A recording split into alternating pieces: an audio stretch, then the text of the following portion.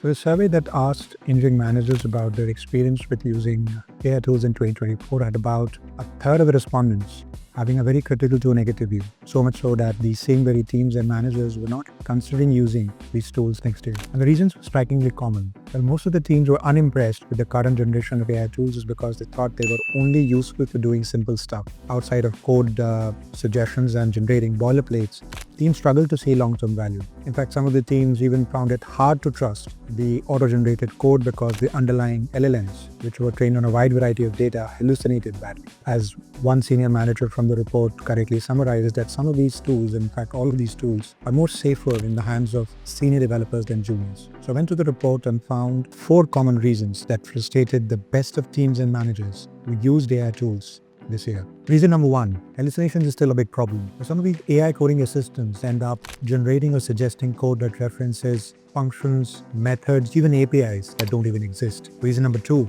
some of these tools are useful at doing simple stuff, but not very good at doing complex tasks. For example, developers think that they would not use these tools to write an entire class or even generate an entire test file. Reason number 3, context is everything and LLMs are very little. For example, these LLM tools end up focusing at the file level and not at the project level, which does not make them very good problem solvers. And reason number 4 is that code reviews started taking longer time after using these tools heavily because tech leads have to be extra careful looking for duplicated statements or mistests with AI-generated code. Another interesting data point that's come from this survey is that about 60% of these teams and managers, after having used these tools for more than 12 months, have become more realistic about AI. They feel that it does help in making things mildly efficient, but would not replace anything fully in future. And that's probably the best way to think about AI, even for next year. Understand the limitations so that you know where does it help and where does it not.